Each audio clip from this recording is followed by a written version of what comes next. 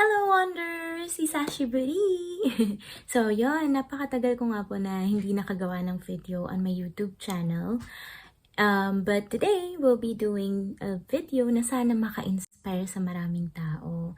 So ever since I posted on my Facebook page yung pagpunta ko dito sa Japan, there were messages that came asking me kung paano ako nakapunta dito, ano yung trabaho ko dito sa Japan, and saan ako nag-apply, at kung madali daw ba yung process.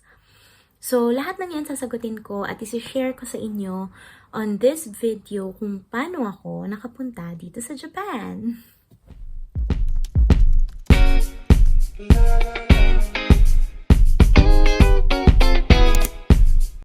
Ayan na nga. So, before akong magsimula, naikwento sa inyo kung paano ako nakarating dito and ano yung mga process na pinagdaanan ko.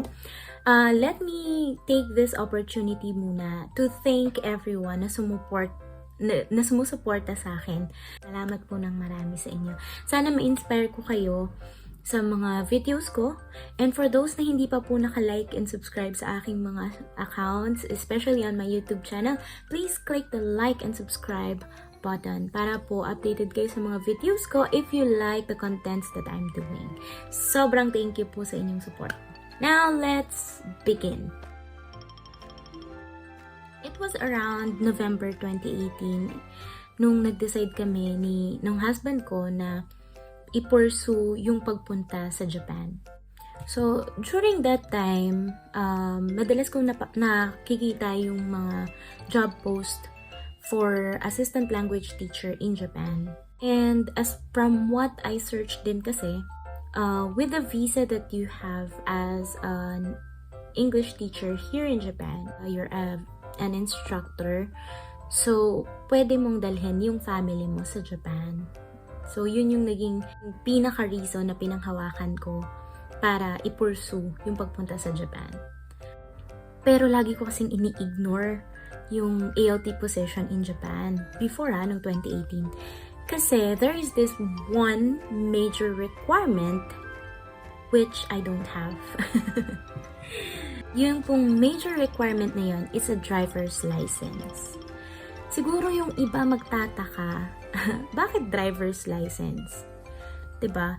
Actually, here in Japan, for you to become a teacher, you don't need to be a licensed teacher. Hindi mo kailangan maging board passer. Hindi ka kailangan maging education graduate. You can be a graduate of any other course and still become a teacher here in Japan. I mean, an assistant language teacher for that matter. So, bakit driver's license ang pinaka requirement nila? And it was explained to us actually that kapag nag-apply ka papuntang Japan as a teacher, you can never choose kung saang lugar ka maa-assign. And there are places here kasi na sobrang lalayo ng schools, hindi ganun ka-accessible yung transport. So, you can be placed in a driving position, especially kapag mga nasa rural areas. So, yun yung major requirement niya. And during that time, 2018, wala akong driver's license. I don't know how to drive. So, driving school ako. If I'm not mistaken, it was around 5,000 pesos yata yung binayaran ko for 6 hours of driving lessons. Pero, after that kasi, after mong maging student driver, you still have to practice a lot para magkaroon ka ng driver's license because you will have the driving test. To cut the story short, I got my driver's license around 2019. And that's when I started out the plan of applying here in Japan. Dalawa lang po yung ways na alam ko para maging English teacher here in Japan. I don't know of other ways. Baka meron ding iba, you can do your research. But the two things I know was the JET program and Chesham recruitment. JET program was a government program for culture exchange na nagpapadala sila ng teachers here in Japan to promote the culture of the Philippines. So, hindi lang basta English yung yung pinopromote mo on the on Japanese students, but also your culture as a Filipino. So, nag-apply kami ni Papsi noong 2019. I think it's around October na nagsisimula yung application for the JET program. We applied for the JET program. But come January of 2020, we didn't get any call. So parang it already gave us the sign we didn't get that position.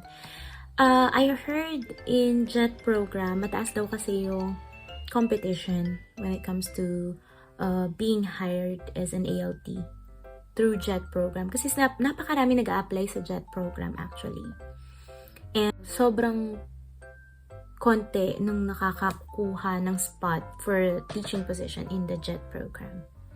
Please correct me if I'm wrong. Sa mga nag-JET program, please let us know more about the JET program po.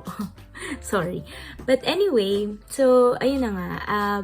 Since we didn't get a call from the JET program and Papsi got so busy with his photography gigs, we slightly changed our plan. Instead of going together, we planned na may isang maiwan for our kid. Tapos, ako na lang yung magpo-pursue muna. So, ayun, around January of 2020, nag-apply ako papuntang Japan through Chesham Recruitment naman. Chesham Recruitment is the biggest agency in the Philippines who supplies ALTs here in Japan. Meron akong mga nabasa before na other agencies, but this is the largest company or agency na alam ko na nagsusupply ng teachers here in Japan. And during that time, I got invited for an orientation around February of 2020. So, during that same day na nag-orientation ako, I had the interview with the director of Chesham, and I was told that I will be included on the August batch of 2020. So, sobrang saya ko talaga nun kasi finally, diba, August lang makakarating na ako ng Japan. So, that started everything. So, yun na. And then, we got series of emails na on what processes we need to take and what should we do. And then, next to that is, we got scheduled for demonstration teaching and English proficiency test. It was around March. So, Papsi and I were on our way to the Makati office of Chesham. And I received a call from Chesham na hindi daw tuloy yung demonstration teaching that day in March of 2020. Because it's the start of lockdown. Yung mismong araw na yun, establishments, offices were all closed that day because of COVID-19 pandemic. And so, we went back home, Papsi and I was told by Chesham na to wait for further announcement kasi they can't tell yet kung kailan yung susunod na demonstration teaching na mangyayari. Because everything was so uncertain during that time. It's pandemic. So, the demonstration got moved to around, I think, April or May ata ng 2020. But it was done virtually. I just recorded a video of my demonstration and the English proficiency test and sent it to the Chesham's email address. And after that, I started processing my documents. Actually, tingin ko ito yung pinakamahirap of all the processes that we've gone through. I think my batchmates will agree on this. Processing your documents, school documents, during a pandemic is really a pain. Sobra. Kasi we need to get school documents elementary, high school, and college. You need to get letters from them that your mode of instruction in school is English, and they have a strict format to comply with. But the thing is, there are some schools, hindi yung schools ko there are some schools who don't follow the prescribed format. So, dun sila nagkaroon ng problema. Yung ibang batchmates ko, not me.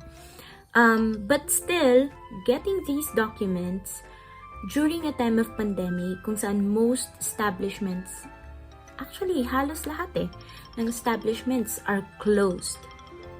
And they are just on schedule basis. So, yun, mahirap kunin yung mga documents na yun during that time.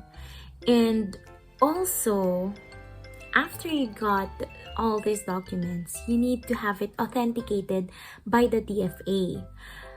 During that time as well, kasi nga pandemic, there's a limit to people who can process their documents on government offices, especially DFA. You have to schedule for your appointment, and schedule was like, it will take really long time dahil sa dami ng gustong magpa-schedule with them. So, doon ako pinaka-nahirapan na process. So, to cut the story short, yung August 2020 namin na departure, nalipat siya into spring of 2021.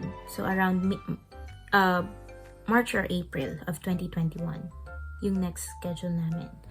So, natapos ko rin naman yung aking document around last month of 2020.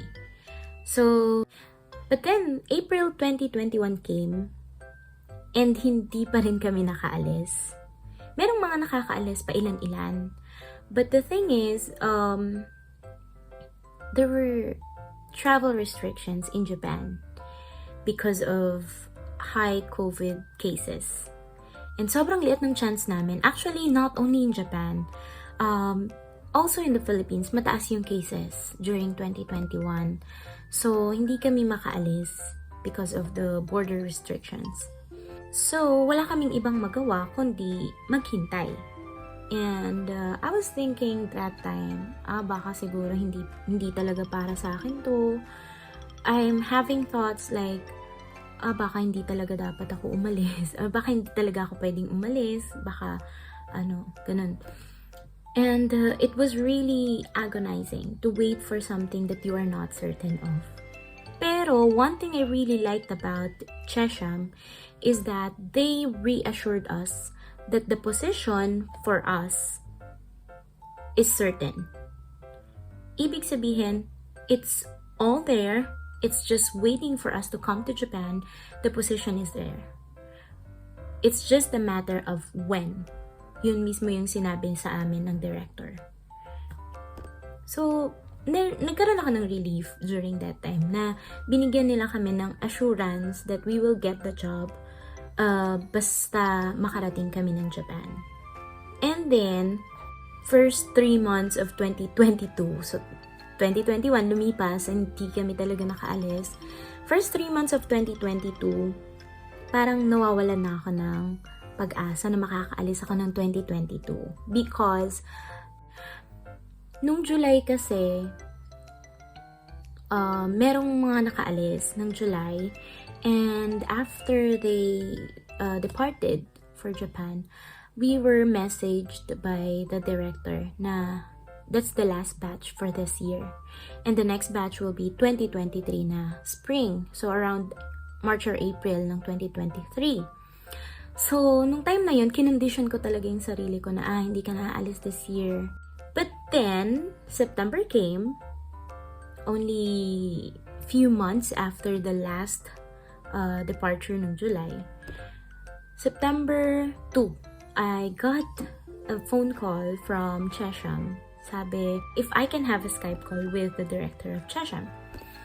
So, syempre, oo naman ako. Of course, ang tagal kong hinihintay yun diba? So, during that time, the director told me na there's a batch for September 2022.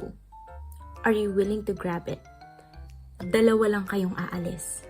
And I was like, September 22? That's just around like 3 weeks from now. Parang ganon. But of course, I was in shock. But of course, I waited for this. And Papsi and I have long talked about it na anytime natawagan ka, just go for it. He was really that supportive. And we'll figure out, sabi niya, we'll figure out a way. Kahit kailan pa yan, sige, go. Sabi niya. So ako naman, during that time, naalala ko yun. So sige, that's 3 weeks of preparation. Actually, ang natitira na lang naman ipe-prepare namin is to repeat the chest x-ray. Actually, the chest x-ray na lang naman yung uulitin namin, not the whole medical exam. But the thing is, every 6 months, pag maglalapse yung chest x-ray, pag di ka nakaalis, you will repeat the process. Siguro during the whole process, I repeated my chest x-ray mga 3 to 4 times. Parang may one time pa nga sa clinic, tinanong ako nung radiologist, sabi niya, parang naalala kita. Sabi ko, yes po, nakapagpa-x-ray na ako dito. Tapos sabi niya sa akin, hindi ka pa nakaalis? Sabi ko, yes, kasi po pandemic. Something like that. So, yun lang. But yun lang naman yung uulitin nyo, not the whole medical exam. Okay? So, yun na. We repeated our chest x-ray. Then, kailangan kong kumuha ng international driving permit.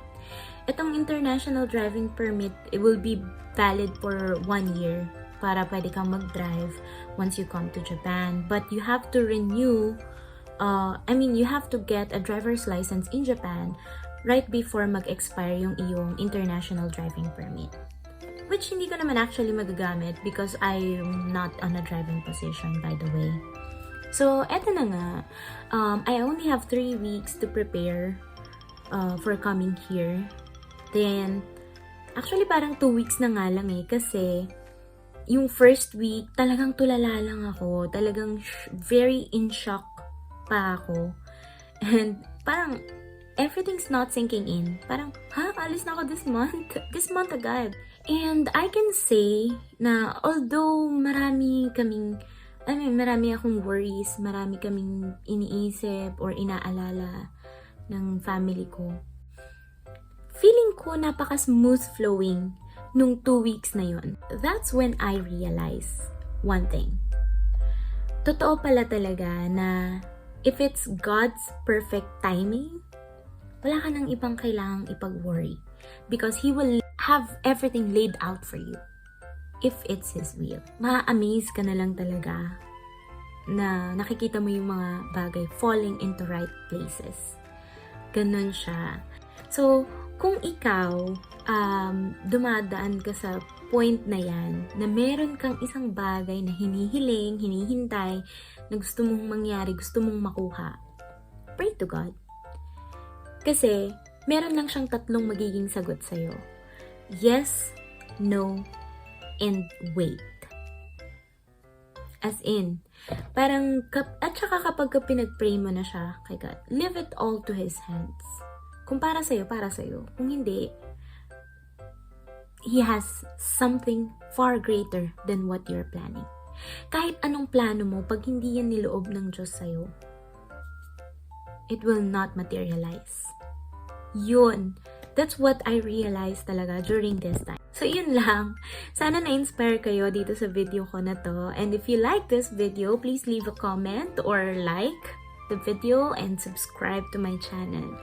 So, yun lang. I'll see you on the next video. Matane!